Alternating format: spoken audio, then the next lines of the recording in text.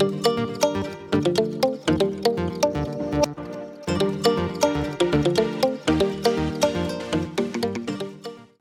நேயர்களுக்கு வணக்கம். இன்னும் ஒரு நாட்டு நடப்பு அரசியல் இரட்டையில் உங்களை சந்திக்கிறோம். நான் அனுராஜ், என்னுடன் இணைந்திருப்பவர் காலைக்கர் பத்திரிகையின் பிரதம ஆசிரியர் பிரேமானந்த் அவர்கள். வணக்கம். வணக்கம் அனுராஜ். உண்மையா பரபரப்பான பெரிய விஷயங்கள் இல்லாட்டிலும் சின்ன சின்ன விஷயங்கள் பரபரப்பாகி கொண்டிருக்கு. தேவையில்லாத விஷயங்கள் பரபரப்பாக்கப்படுது. அந்த எங்கட ஊர்ல ஒரு பழமொழி சொல்லுதுன்னா, இந்த அறப்படி செலி கூழ்பானை குழந்தை மாதிரி கிட்டத்தட்ட நினைக்கிறேன் விலகி இருக்க நினைக்கிற நேர்களுக்கு பெரிய பள்ளிக்கூடத்தை பற்றின விஷயம். யாழ்ப்பாணத்தின் பெரிய பள்ளிக்கூடம் என்று வர்ணிக்கப்படுற யாழ்ப்பாண பல்கலைக்கழகத்துல, அது பல்கலைக்கழகமா இல்லாதபடியாதான் பள்ளிக்கூடம் என்று சொல்றோம். ஆனா அதுக்கு அப்படித்தான் பேர் போட்டிருக்கீங்கன்றபடியால வர அதனாலதான் அது பெரிய பள்ளிக்கூடம். வழக்கமா பள்ளிக்கூடம் இருக்கிறது, இது அடுத்த கட்டமா பெரிய பள்ளிக்கூடமா இருக்கு. அதை தாண்டி இன்னும் அது பல்கலைக்கழகமா மாற இல்லையா மாறி. இப்ப இந்தியாலாம் பாத்தீங்கன்னு சொன்னா கல்லூரி என்றாலே அது கிட்டத்தட்ட யூனிவர்சிட்டிக்கு ஈக்குவலானது. அதாவது பட்டப்படிப்புக்கான விஷயமாகத்தான் அங்க கல்லூரி அப்படிதான். பிரிட்டிஷ் காலத்துல பாத்தீங்கன்னா இந்த மெடிக்கல் அவங்களோட கிரீன் மெமோரியல் காலேஜஸ் இருக்கிறது அப்படிதான். அங்கதான் இப்போ தமிழ்நாட்டுல என்ன வச்சுருக்காங்கன்னா, இலங்கையில மருத்துவ படிப்பு தமிழ்ல நடக்குது. ஆனா அப்படி இல்ல. அது அப்ப அந்த காலத்துல மிஷனரி இருந்த காலேஜஸ்ல தமிழ்ல வட்டுக்கோட்டை ஜெஃப்னா காலேஜும் அப்படிதான். அது பட்ட அங்கீகாரத்துக்கு மதிப்பான விஷயங்களை செய்து கொண்டு வந்தது. குறைஞ்சபட்சம் டிப்ளோமா வரைக்குமானதை கொடுத்துருக்குது. அதுக்கு மேல பட்ட தகுதிக்கான கல்வி வரைக்கும் படிச்சிருக்கு. அப்படிதான் இருந்தது. அது பிறகு இந்த பாடசாலைகளுடைய வளர்ச்சி என்னொன்று வருதல்லோ, அதுலதான் அந்த வித்தியாலயம் பிறகு மகா வித்தியாலயம் பிறகு அதுக்கு பிறகு இந்த கல்லூரிகள் என்றதை கொண்டு வந்து அதுல பொருத்தி அதை பாடசாலை ஆக்கி விட்டணும். கல்லூரி என்பதை பாடசாலை. ஆனா இப்ப வெஸ்டர்ன்ல எல்லாம் இப்ப பல்கலைக்கழகத்துக்கு உள்ள வர்ற இப்ப நாங்கள் இங்க டிபார்ட்மெண்ட்ஸ் சொல்றோம் அல்லது பீடங்கள்னு சொல்றோம்ல, அதை அங்க ஸ்கூல்னு சொல்ல சொல்றீங்க. School of economics. அது யூனிவர்சிட்டிக்கு உள்ளதான் இருக்கும். ஆனா அதே அது ஸ்கூல் ஆஃப் எக்கனாமிக்ஸ் தான் சொல்லி, அதனால பெரிய பள்ளிக்கூடம் சொல்றதுல நாங்கள் உண்மையா எதுன்னு சொன்னா, நாங்கள் இங்க கல்லூரிகளையே பள்ளிக்கூடம் மட்டும் சொல்றேன்.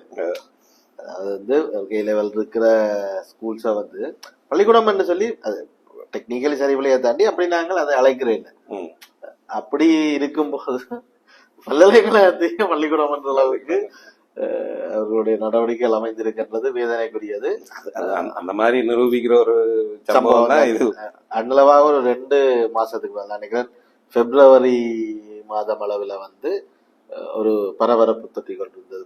பல்கலைக்கழக சூழல்ல மாணவர்கள் பகிஷ்கரிப்பு, அதை தொடர்ந்து அதான் முதல் மாணவர்களுக்கான வகுப்பு. அது பரபரப்பாக இல்லை. நடந்தது என்னன்னா, ஒரு 6-7 மாணவர்கள் தங்களுக்கு எதிராக விதிக்கப்பட்ட வகுப்பு தடைகளை நீக்க சொல்லியும் தங்கள் ஒழுக்காட்டு நடவடிக்கைகளை நீக்கி தங்களை தொடர்ந்து படிக்கிறதுக்கும் பரீட்சை எழுதுறதுக்கும் அனுமதிக்க வேணும்னு கேட்டு ஒரு போராட்டம் நடத்தினோம். 1வது போராட்டம் ஒன்று நடத்தினோம். இதுதான் அங்கே அதை பற்றி உண்மையா நாங்கள் முதல்வருக்காக காய்ச்சிருக்கிறோம். இருந்தாலும் இது இந்த ஃபாலோ அப் மேட்டருக்காக இல்ல, சம்பவம் தொடங்கினது அவ்வளவு. அது உடனடியாக பேரவையை கூட்டி, அது ஒரு பேரவை எடுத்த முடிவுக்கு எதிரான ஒரு நடவடிக்கை என்ற ஒரு அதுக்கு அடுத்தடுத்த நாட்கள்ல பேரவை கூடு. அப்ப அந்த பேரவையில இந்த மாணவர்களுடைய போராட்டத்தை பற்றி பேசி அவர்கள் அந்த பேரவையில இந்த மாணவர்கள் போராட்டத்துக்கு அந்த பேரவை எடுத்துக்கொண்ட முடிவு ஆராய்ந்ததுக்கு பிறகு எடுத்துக்கொண்ட முடிவு இந்த போராட்டத்துல ஈடுபட்ட மாணவர்களுக்கு சார்பானதாக இருந்தது.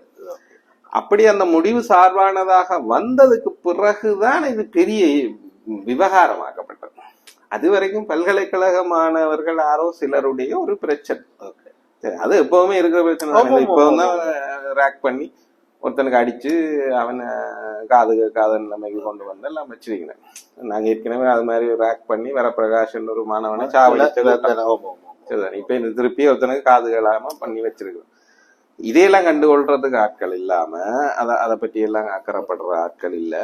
ஆனா இந்த விஷயத்துல அது எப்படி திசை திருப்பிச்சுன்னா, பல்கலைக்கழகத்துக்குள்ள போதைப் பொருள் அப்படி என்ற மாதிரி. பல்கலைக்கழகத்துக்குள்ள போதைப் பொருள் என்றதோ அல்லது பல்கலைக்கழக மாணவர்கள் எல்லாரும் பரிசுத்த ஆத்மாக்கள்னு சொல்றதும் எங்களுடைய நோக்கம் இல்லை. எல்லா பல்கலைக்கழகங்கள்லயும் இந்த மாதிரி குற்றச்சாட்டுகள் ஒன்று இருக்குது. நாங்கள் மிக இறுக்கமான கண்காணிப்புக்கு நெருக்கீடுகளுக்கும் கொண்டு பாடசாலை வரைக்கும் பிள்ளைகளை படிப்பிக்க வச்சுட்டு பல்கலைக்கழகத்துக்கு வரும்போது அவர்கள் ஒரு மாதிரி விடுவிக்கப்பட்ட ஒரு மனோநிலையோடய உள்ளுக்குள்ள வருகிறார். மாணவர்கள் மட்டுமில்ல, உண்மையா பெற்றோரும் அந்த பாடசாலைகள் A-level ரிசல்ட்ஸ் வரைக்குமான ஒரு இருக்கிற ஒரு இறுக்கம் அல்லது கண்காணிப்பு கட்டுப்பாடு பல்கலைக்கழகம் போனோடனே அப்படியே விட்டுருங்க. அவரை அப்படியே அதுவும் ஒன்று, வயசும் ஒன்றுதான். அவர்களும் கிட்டத்தட்ட 18 பாடசாலை சிறுவர்கள் என்றதை தாண்டினா அதுக்கு மேல பேரண்ட்ஸாலையும் தங்களுடைய கட்டுப்பாட்டை அவ்வளவு அதுக்கு முந்தின மாதிரி இறுக்கி வச்சிருக்க முடியாத ஒரு நிலைமைகளும் இருக்கிறதுனால நான் ஏன் இதை ஸ்பெசிபிக்கா சொன்னா, அதே ஏஜ் குரூப்ல உங்களுக்கு பாத்தீங்கன்னு சொன்னா பல்கலைக்கழகம் என்டர் பண்ணாத ஒரு மாணவனுக்கு கிடைக்கிற சுதந்திரத்தை விட யூனிவர்சிட்டி என்ட்ரன்ஸ் கிடைச்ச மாணவனுக்கு கிடைக்கிற சுதந்திரம் பல மடங்கானது.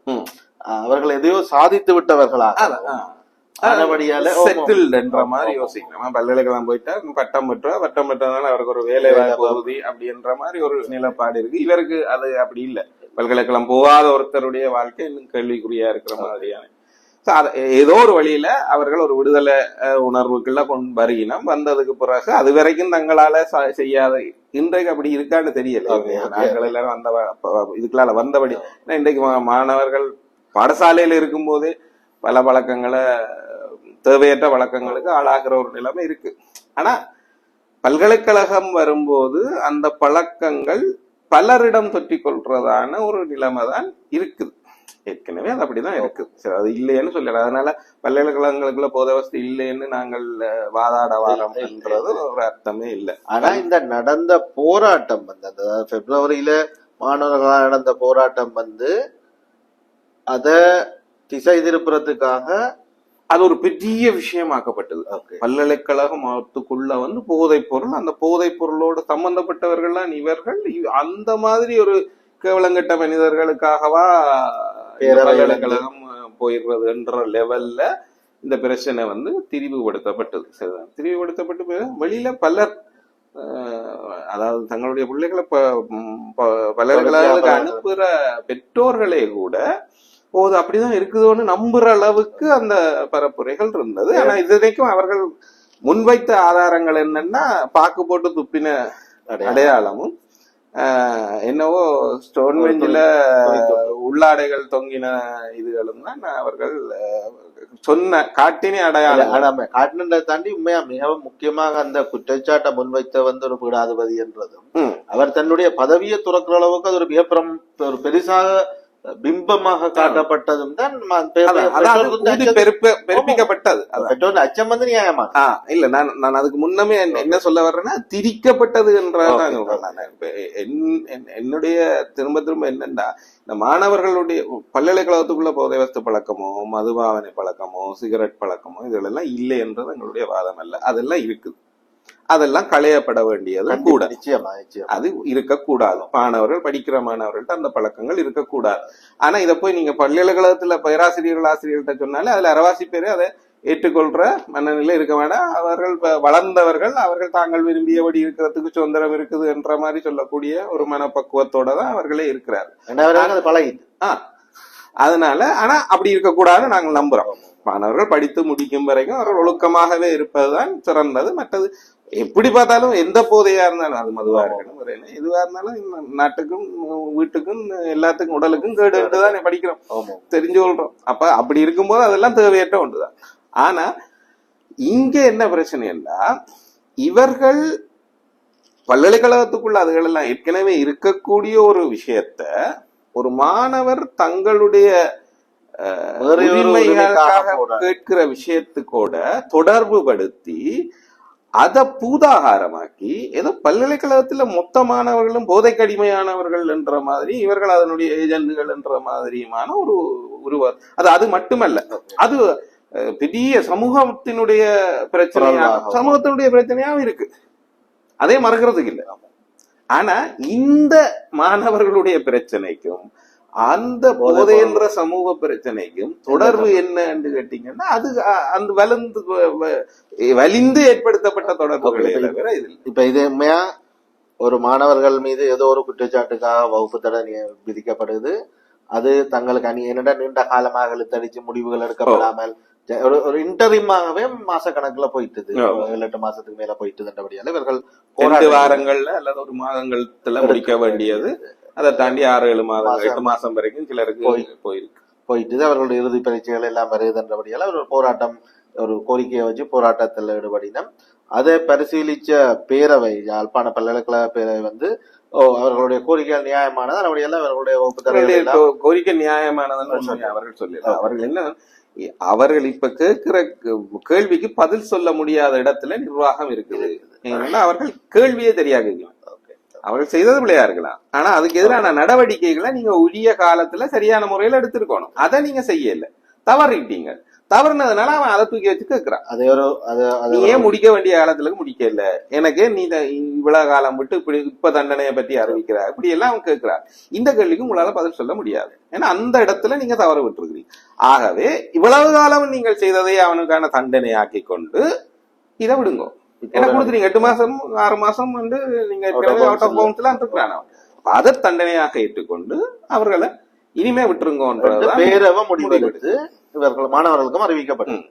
இந்த சந்தர்ப்பத்துலதான் அந்த குறிப்பிட்ட பீடாதிபதி, கலைப்பீடாதிபதி, அவர்தான் மாணவர் ஊராட்சி சபையினுடைய உறுப்பினராகவும் இருக்கக்கூடியவர். இந்த மாணவர்களுக்கு எதிரான நடவடிக்கைகளுக்கான நடவடிக்கை எடுத்தவர்கள் ஒருத்தராக முக்கியமான ஒருத்தராக இருக்கக்கூடியவர்.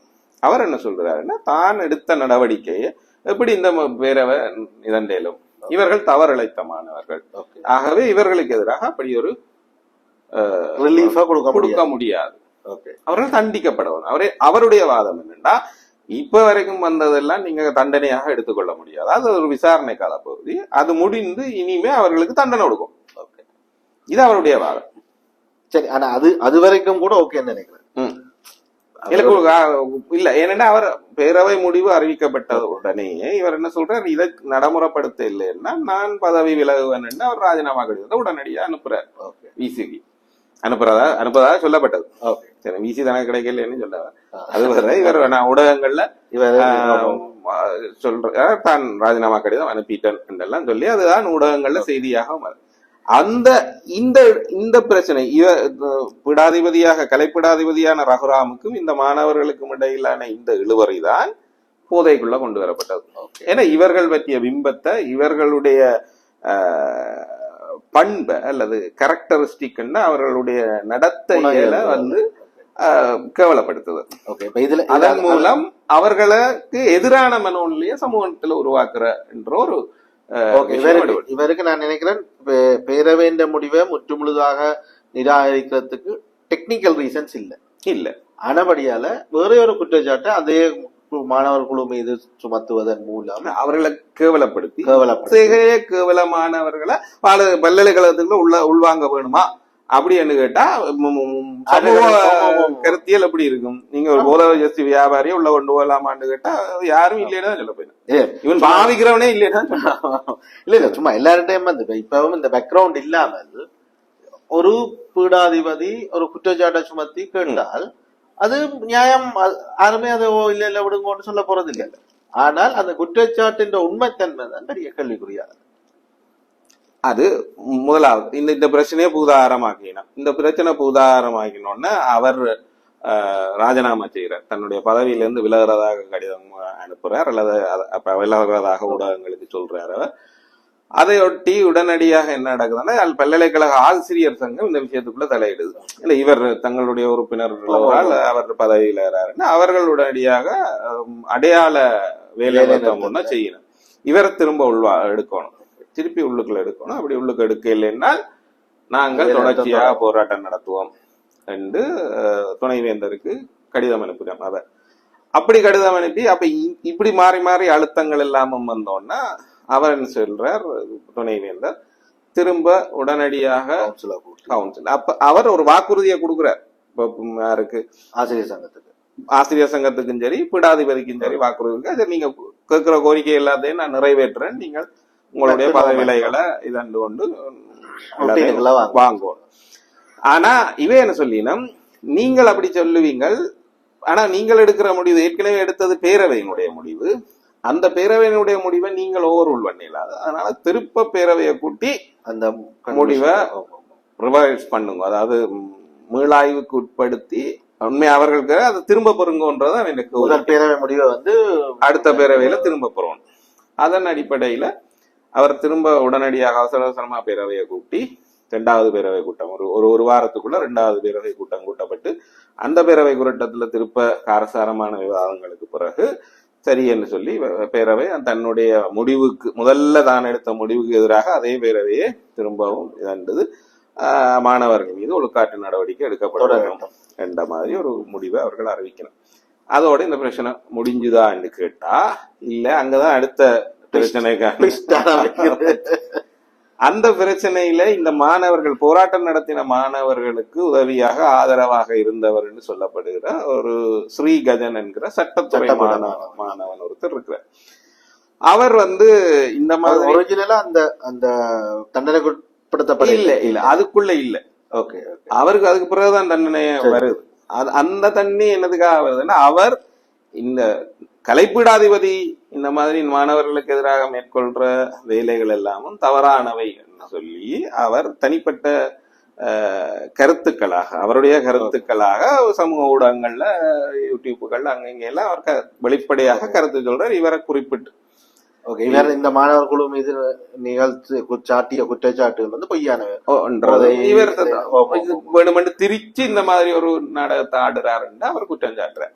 அப்ப அது சமூக ஊடகங்கள்ல வைரலா பரவ தொடங்கினோன்னு இவருக்கு அதன் மீதான ஒரு கோபம் வருது. இவர் என்ன சொன்ன, நான் இந்த மாணவர்களை கட்டுப்படுத்தவும் இந்த பல்கலைக்கழக சமூகத்தை சுத்தப்படுத்தவும் எடுக்கிற ஒரு நடவடிக்கைக்கு இந்த மாணவன் இடையூறா இருக்கிறார்.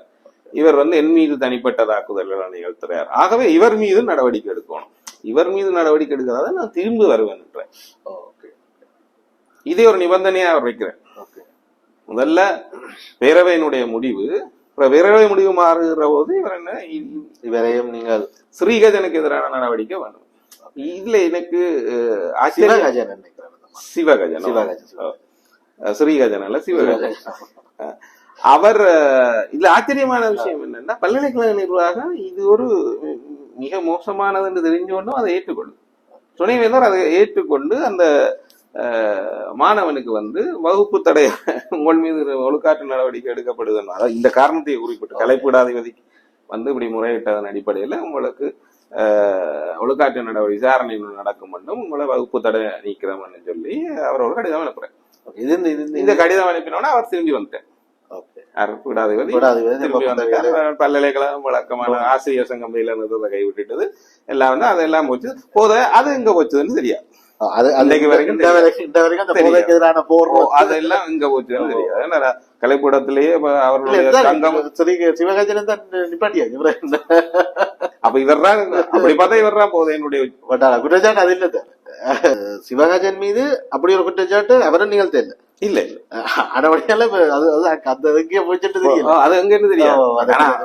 அடிப்படையில பார்த்த இவ்வளவு பெரிய போராட்டத்துக்கு ஒருத்தரை நிப்பாட்டினதுக்கு பிறகு அவர்கள் எல்லாம் திரும்பி வந்துட்டா எல்லாம் நோமல் ஆயிட்டது, இயல்புக்கு திரும்பிட்டது. இவர அதுக்கான காரணகர்த்தாவா இருக்கணும். உண்மையா பார்த்தா அப்படிதான் இருக்கும். ஆனா அப்படி இல்ல. பட் துணைவேந்தர் ஒரு கடிதம் அனுப்பிட்டாரு. துணைவேந்தர் அனுப்புறதுன்றது அலுவல் ரீதியா அது அதிகாரம் அளிக்கப்பட்ட ஒருத்தருடைய அவரான தன்னுடைய கையெழுத்தோடு இந்த மாணவனுக்கு அப்படி ஒரு கடிதம் அனுப்பியிருக்கார். அந்த கடிதத்தை பெற்றுக்கொண்ட மாணவன் சரி என்று ஒரு 2 வாரத்துக்குள்ளேயே உயர் நீதிமன்றத்துக்கு போய் அடிப்படை மனித உரிமை இது தாக்கல் செய்தார். ஏன்னா இவர்களுக்கு தெரியும் அடிப்படையிலேயே தாங்கள் செய்யறது பச்சைப்புள்ள ஒரு மாணவனை ஒரு ஒரு ஒரு பல்கலைக்கழக பேராசிரியருக்கு எதிராக ஒரு பீடாதிபதிக்கு எதிராக கருத்து சொன்ன ஒரு மாணவன் கருத்து சொன்னார்ன்றது மட்டும்தான் மீதான குற்றச்சாட்டு. இல்ல இந்த நாடுன்றோம். இல்ல அது மட்டும் இல்ல, இந்த அவர் ஒரு மீடியா பேராசிரியர். இந்த அளவுக்கும் அவர் சொன்ன கருத்து பொய்யென்று நிரூபிக்கப்படல. இல்ல அடுத்த விலக்கு. ஆமா, அது ஒரு பிள்ளையான அவதூறு பரப்பினார் என்று சொன்னா அது நிரூபிக்கப்படும். ஆமா, அதுக்கான விசாரணை நடக்கல. அது ஒன்றும் நடக்கல. முதல்ல விசாரணையே நடக்கல. இவர் கேட்டார், அவரை நிப்பாட்டியாச்சு.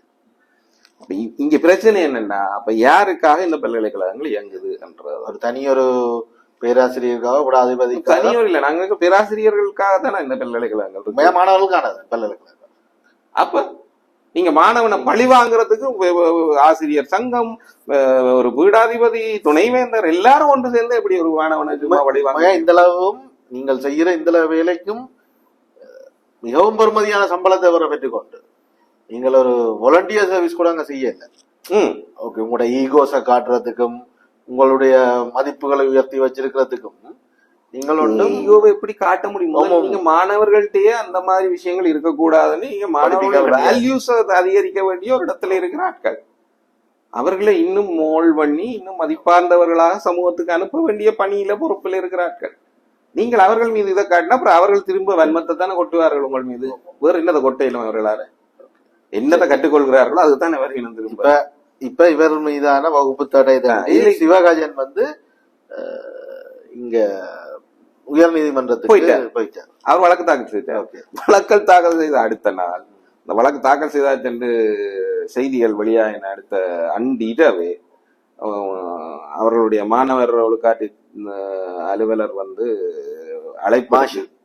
அழைப்படுத்து அவருக்கு சொல்றார், உங்கள் மீதான வகுப்பு தடையை நீக்கியாச்சு, அது தொடர்பான கடிதம் வீசி வந்திருக்கிறார், வாங்கும் வந்துடுங்க. அப்ப இவர் சொல்றார், இல்ல இன்றைக்கு வெள்ளிக்கிழமை, நான் திங்கக்கிழமை வந்துடுங்க. சிச்சி அது பரவாயில்ல, இரவு எத்தனை மணி ஆனாலும் பரவாயில்ல, நான் இது பண்ணி வந்து எடுத்துடுவோம். இவ்வளவு அவசரம் இல்லை, அவர்கிட்ட ஹேண்ட் ஓவர் வழக்கு போட்டாச்சு. அப்ப யோசிச்சு பாருங்க, ஒரு வழக்கு போட்டாச்சுன்ற இத்தனை வழக்கினுடைய கொப்பியோ அல்லது விவரம் கேட்டோ வழக்குக்கு அங்கே இருந்து ஒன்றும் வரையில வந்திருக்கிறதெல்லாம் ஊடக தகவல்கள் மட்டும்தான். சரி போட்டிருக்கிறாரு. அதுக்கே இந்த ரியாக்ஷன் உங்களுக்கு வடிவா தெரியுது, நீங்க செய்யறது உங்களுக்கு பிள்ளை இல்ல. மற்ற இந்த 2 வார காலத்துக்குள்ள நீதிமன்றத்துக்கு போறதுக்குள்ள ஒரு விசாரணை நடத்தி ஒரு முடிவின் அடிப்படையில இருந்து கொடுத்தா கூட பரவாயில்லை. அதுவும் இல்ல. அது கொடுத்த வகுப்பு தடைய கொடுத்ததும் சும்மா ஒரு மௌத்துல வந்த கம்ப்ளைண்ட்டுக்காக அவர் என்றால், அதே நேரம் இப்படி ஒரு சம்பவம் நடந்துட்டு அதை ரிவோக் பண்ணி உடனே எடுக்கணும், திரும்பி எடுக்கணும். அப்ப இவர் போய் வாங்கி கொடுறாரு. ஆனா வாங்கி கடிதத்தை பார்த்தா கடிதத்துல ஒரு க்ளோஸ் இருக்குது, என்னன்னா இந்த கேஸை முடிக்காம ஆனால் உங்களுக்கு எதிரான விசாரணை தொடரும். வகுப்பு தடையை நிப்பாட்டுறாரு, நீங்கள் தண்டனை கொடுத்துட்டோம். விசாரணையே எல்லாம் தண்டனை கொடுத்தாச்சு. அது கேட்டா அதுக்கு ஒரு விளக்கம் சொல்லி விசாரணைக்கு இடையூறு இல்லாம நாங்க வகுப்பு தடையை கொடுக்கிறோம். அச்சுறுத்தி போட்டு அப்படி அச்சுறுத்தலை விட சாட்சிகள் எல்லாம் பல்கலைக்கழகத்துக்குள்ளே 24 மணி நேரம் அமெரிக்கா போகுது. ஆனா இந்த அவசரம் இந்த இதுகள் எல்லாம் பல்கலைக்கழகத்துக்குள்ள இருக்கக்கூடிய பணியாளர்கள் செய்யற குற்றங்களுக்கு எதிராக ஒரு ஒதுமையில் தப்பு விசாரிக்கப்படுறது இல்லை. அப்படி விசாரிக்கப்படுறதுனால சம்பளத்தோட லீவு கொடுத்து விசாரிக்க இன்னும் வச்சிருக்கு. இல்ல குற்றமே நீ கஷ்டமன்ற நிலைமையில கூட சம்பளத்தோட வீட்டுல அனுப்பி வச்சு கொண்டிருக்கிற நிலைமைகள் எல்லாம் இருக்கு. அது மாணவர்கள் செய்ததாக சொல்லப்படுறதை விட பல மடங்கு மோசமான குற்றங்கள். சரிதான், அது உண்மையாவே தூக்குல போட வேண்டிய கோர்ட்ஸுக்கு போய் அது துறை ரீதியான மாணவர்கள் வகுப்பு தடை எல்லாமே துறை ரீதியான தண்டனைகள் தானே தவிர குற்றவியல் நீதிமன்றத்தால கொடுக்கப்படுறதே இல்லை. பட் நீங்கள் குற்றவியல் நீதிமன்றத்துக்கு போகக்கூடிய பாரதூரமான குற்றம் அது அங்க கொண்டு போகவும் இல்லை. என்ன அது பல்கலைக்கழகத்துக்கு உள்ள நடக்குதுன்னு அதையும் நீங்கள் அப்படி போறதுக்கும் விட மாட்டேன். சரி, அது ஒரு பக்கம் இருக்கட்டும். இப்ப இவருக்கு உடனடியாக உங்களுக்கு மீதான தடை நீக்கப்படுதுன்னு அவருக்கு கடிதம் கொடுத்தாச்சு. ஆனா விசாரணை தொடரும் இருக்குது. அப்ப இந்த விசாரணை தொடரும் இருக்கிறதுனால இவ பிறகு விசாரணை என்று வச்சு பிறகு விசாரணை முடிவுல ஒரு அவர் இன்னொரு 4 மாசத்துல என்ன அவருக்கு படிப்பு முடிச்சு அவர் வெளியில போறார்.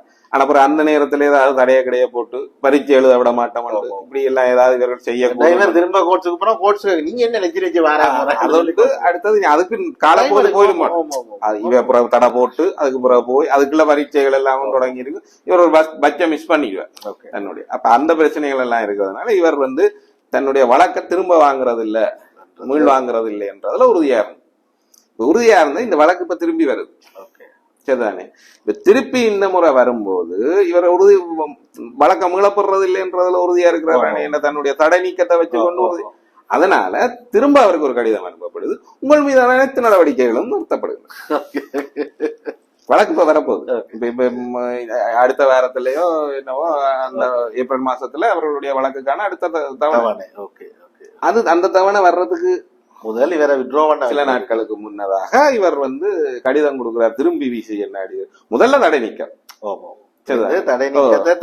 தடை செய்ய விசாரணை தொடரும் போட்டது இப்ப விசாரணையும் இல்லையா? அதுக்கு வேற ஒரு மீசையில மண்படாத கதையா? நீங்கள் அனுப்பிய விளக்கத்தின் அடிப்படையில் என்ற மாதிரி ஏதோ போட்டிருக்கீங்க. அதை விளக்கத்தை ஏற்றுக்கொண்ட ஒன்றும் இல்ல, அப்படியும் ஒன்றும் இல்ல. ஆனா அதனை நீங்க ஒரு விளக்கம் கொடுத்திருக்கிறீங்க, நாங்க இப்ப நிப்பாட்டுறோம் இந்த மாதிரி ஒரு கடிதம். இப்ப இதுக்கு இப்ப இந்த கடிதத்துக்கும் இப்ப இந்த குறிப்பிட்ட பீடாதிபதி வந்து அவருடைய ரியாக்ஷன் அப்படி இருக்கு? ஒன்றும் இல்ல. அவர் பொது நிகழ்வுல கலந்தோன்னா அவர் குற்றச்சாட்டி இருக்கிறார், அந்த மாணவன் மீது குற்றச்சாட்டி இருக்கிறார். இந்த குற்றச்சாட்டு இப்ப மாறி வரணும். இப்ப உண்மையை இப்பதான் அவர் ராஜினாமா பண்ணணும். ஆமா, ஏன்னா அவருடைய நேரடியான அவர் ஒரு காட்டு சபை உறுப்பினர், சபையினுடைய ஒரு உறுப்பினராக இருந்த போது ஒரு நடவடிக்கைக்காக அவர் அப்பவே அவ்வளவு பொங்கினவர். இது இவருடைய நேரடி குற்றச்சாட்டு.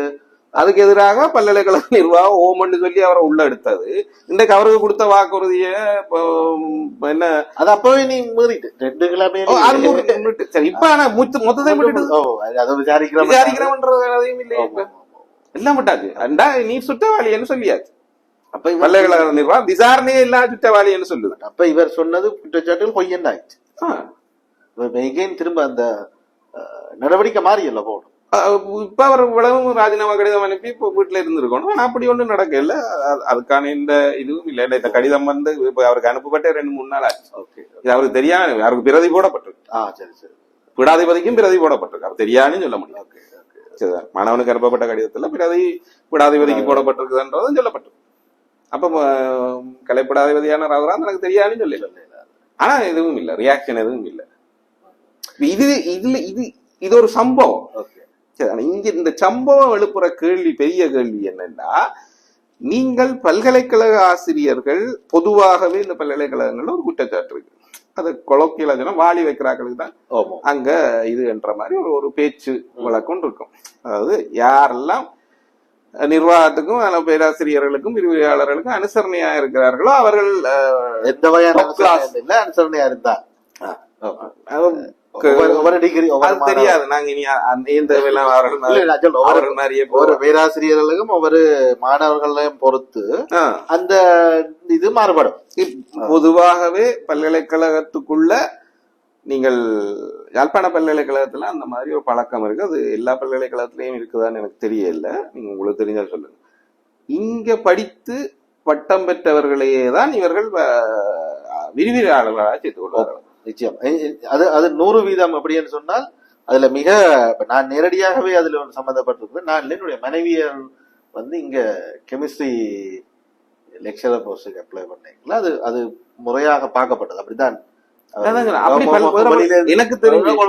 பல உலக நாடுகள்ல இருக்கிற பல இல்ல சில ஒன்றுக்கும் மேற்பட்டதை பல சொல்லலான்ற வழியில பண்ண சொல்ல. ஆனா ஒரு 4-5 நாடுகளுக்கு பல்கலைக்கழகங்கள் போயிருக்கிறேன்னு பார்த்துருக்கேன். அங்க இல்ல பல டிசிப்ளின்ல இருந்து வரக்கூடிய விரிவுரையாளர்களை பேராசிரியர்களை வந்து அவ்வளவு சந்தோஷமாக வரவேற்று உள்ள எடுத்துக்கொள்வார்கள். ஏன்னா அப்படி வர்றவர்கள்ட்ட இருந்து பலதட்டப்பட்ட அறிவு நாலேஜ் வந்து வரும் என்றது வந்து அது மாணவர்களுக்கு மிகவும் பயனுள்ளது என்றும் அவர்கள் கருதுவார். ஆனா இங்க எப்படி ஒரே குட்டைக்குள்ள ஒரு மட்டுமே திருப்ப செய்கிறார்கள்னு தெரியாது. ஆனா அது ஒன்று இருக்கு. அதுக்கு அப்ப அவர்கள் இங்க பட்டம் பெற்றவர்களை தானே வேலை கெடுப்பார்கள். அப்படி வேலை கெடுக்கிறதாக இருந்தால் அந்த நபர்கள் யாருக்கு வேலை கிடைக்கும் என்று கேட்டீங்கன்னா இந்த இன்ஃபுளுன்ஸ் வந்து ஒர்க் அவுட் ஆகும். சரி, இவ்வளவு நல்லா படிக்கிறவனாக இருந்தாலும் உண்மையான திறமை உள்ளவனாக இருந்தாலும் அவன் ஒதுக்கப்படுவான் என்றது இது உண்மையா பொய்யான்னு எனக்கு தெரியும். ஆனா நிச்சயமாக நீங்க எந்த மாணவர்களை கூப்பிட்டு கேட்டீங்கன்னா இந்த கதையை அவர்கள் சொல்லுவாரு. இது இப்படிதான் நிகழும். நீதிமன்றத்துக்கு போய் இந்த குற்றச்சாட்டை நிரூபிக்க முடியுமா, அதுக்கு ஆதாரங்கள் சமர்ப்பிக்க முடியுமான்னா சாட்சியங்களாக மாணவர்களை எத்தனை ஆயிரம் மாணவர்களை வேணுமென்றாலும் கொண்டு வந்து நிறுத்தலாம். இந்த மாதிரி சொல்றதுக்கு அந்த மாதிரி ஒரு விஷயம். இந்த சம்பவம் அது உண்மை என்று காட்டுற மாதிரி இருக்கு. அதுக்கான நீங்க உங்களோட மாறி நிக்குது.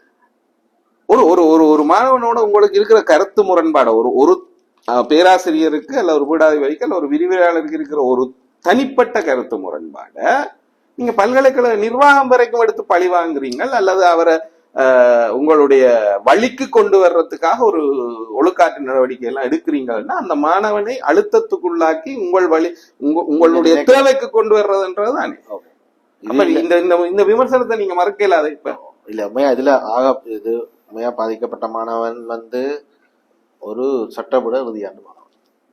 அது மட்டும் இல்லாமல் பொதுப்பரப்புல ஒரு பேசப்படக்கூடிய அறியப்பட்ட இல்லாட்டி ஒரு கைண்ட் ஆஃப் சேவைகளோடையும் தொடர்ச்சியாக பொது வழியில செயற்படக்கூடிய ஒரு மாணவன் மீது இவ்வாறான ஒரு அழுத்தங்கள் இந்த மட்டத்துல இருந்து வருது என்று சொன்னால் சாதாரணமாக ஒரு ஒரு கிராமப்புறத்துல இருந்து இல்லாட்டி ஒரு ஒரு இருக்கிற இடம் தெரியாம இருந்துட்டு போகணும். முதல் தர முறையாக பல்கலைக்கழகத்துக்குள்ள வர்றவர்கள் எவ்வளவு மோசமான விளைவுகளை கண்டிப்பார்கள். அப்ப துஷ்பிரயோகங்களுக்கு இங்க வாய்ப்பு இருக்குதானே. ஏன்னா நீங்க பேராசிரியர் சொல்றத கேட்கலன்னா உங்களுக்கு அவுட் ஆஃப் பவுன்ஸ் வரும், வேற விசாரணை வரும், வேற என்னென்னலாம் வரும். தனியா பீடாதிபதிட்ட உங்களோட டிபார்ட்மெண்ட் மட்டத்துல இல்ல, பல்கலைக்கழக மட்டத்துல இருந்த நிர்வாக மட்டத்துல இருந்தா கூட பாயலாம்ன்றது ஒன்று இருக்குமெண்டா. அப்ப இந்த மாணவர்கள் எல்லாம் எப்படி இருக்கணும் அவர் சொல்றதுக்கு? அப்ப உங்களுக்கு துஷ்பிரயோகத்துக்கு முழுக்க வாய்ப்பு இருக்கிறது தானே. நீங்க துஷ்பிரயோகம் அதிகாரத்தை நீங்கள் இங்க துஷ்பிரயோகம் செய்றீங்கன்றது மிக வெளிப்படையா தெரியுது. உண்மைதான். அதுதான் இப்ப பிரச்சனை. பல்கலைக்கழக நிர்வாகம் இந்த மாணவன் விவகாரத்துல காட்டி இருக்கிறது என்னன்னா, நாங்கள் மிக தெளிவாக எங்களுடைய அதிகாரங்களை துஷ்பிரயோகம் செய்வோம். ஆனால் இத வந்து ஒரு மிக முட்டாள்தனம், ஒரு மிக அதி உயர் படித்த மட்டத்தில் இருக்கக்கூடியவர்களால் நிகழ்த்தப்பட்ட மிக முட்டாள்தனமான ஒரு சம்பவமாக இதை நாங்கள் பார்க்கலாம்னு சொன்னா, இப்ப இது நீதிமன்றங்கள் வந்து சரியா பதில் சொல்ல நினைக்கிறேன். நீதிமன்றங்கள் சொல்லாது. இவர்கள் நிவாரணம் கேட்டுதான் வழக்குப்பாடு போகும். அவர்கள் திருப்பவும் அங்க வந்து என்ன சொல்ல போறாருன்னா அவர் மீதான வழக்கு நீதிமன்றம் ஏன் என்னத்துக்கு எல்லாம் விசாரிக்காது. இவர் என்னதுக்கு போயிருக்கிறார் வழக்குக்கு, எனக்கு இப்படி ஒரு இதுவும் இல்லாம தடை பாதிச்சுக்கலாம். இப்ப நீதிமன்றம் விசாரணைக்கு எடுக்கும் போதே அவர்கள் தரப்புல வந்து என்ன சொல்லிடணும், இல்ல நாங்க அந்த விசாரணைகள் எல்லாம் முடிச்சுட்டோம், அவர் மீதான தடைகள் எல்லாம் நீக்கியாச்சு, ஆகவே இந்த வழக்கு தொடர்றதுக்கு எந்த முகாந்திரமும் இல்லை. தடைக்கு எதிராகத்தான் அவர் நீதிமன்றத்தை நாடினார். அவர்கள் மீதான தடையோ விசாரணையோ எதுவுமே இல்லை, ஆகவே இதை தொடர்றதுக்கு எந்த முகாந்திரமும் இல்லை. நீதிமன்றம் அதை ஏற்றுக்கொள்ளும். சரிதான்.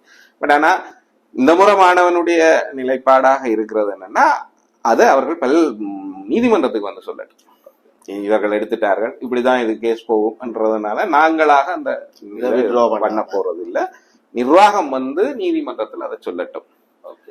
அப்படி சொல்ல வரும்போது தங்களுடைய தரப்பில இருந்து அவர்கள் செய்தது தவறு என்பதை சுட்டிக்காட்டலாம். நீதிமன்றத்துக்கு முன்னால அவர்கள் ஏற்றுக்கொள்ள வேண்டும் என்றதை ஒரு நிபந்தனையாக வைக்கிறதுக்கு தாங்கள் இப்போ தயாரா இருக்கணும்ன்ற மாதிரி சொல்லப்படுது. ஆனா அது எப்படியோ நீதிமன்றமே அதை ஏற்றுக்கொள்ளும் தானே, இல்லைன்னா அப்புறம் என் திருப்பி இருக்க போறீங்க. அது வேற இல்ல, நீதிபதியே பேசி போட்டுதான் விடுதா. ஆனா என்னன்னா ஒரு பல்கலைக்கழகம் உயர்ந்த சமூக மட்டத்துல ஒரு உயர்ந்த நிறுவனம், உயர் மட்டத்துல இருக்கக்கூடிய ஒரு நிறுவனம், அவர்கள் அங்க வந்து திரும்ப இந்த மாதிரியான விஷயங்களை செய்கிறதுன்றத நீதிமன்றங்களும் கொஞ்சம் மதிப்பிழக்க விஷயங்களா கருதும்ன்றதுனால ஓரளவுக்கு இப்ப நீதிபதிகளே திட்டி போட்டு இப்படியா செய்யறது, தெரிஞ்சு கொண்டு என்னதுக்கு இப்படி எல்லாம் செய்றீங்க, உங்களோட பக்கத்துல விளையா விட்டு கொண்டு அப்படியே பேசி இதாண்டுட்டு அவர்கள் இந்த வழக்க தள்ளுவார். உண்மையா மிக மோசமான இது அப்படி இருக்குன்னு சொன்னால், அதுல அந்த பதவிகள்ல இருக்கிறவர்கள் காலத்தின் பல்லபடியும் நகர்ந்து போயிடுவாங்க. ஆனால் குற்றச்சாட்டுகள் வந்து இந்த பல்கலைக்கழகங்கள் மீதான, ஸ்பெஷலி இப்ப யாழ்ப்பாண பல்கலைக்கழகம் என்றது என்னதான் சொன்னாலும் தமிழர்களுடைய ஒரு அடையாளமாக என்ற வரைக்கும் பார்க்கப்படுறது ஒரு இடம்.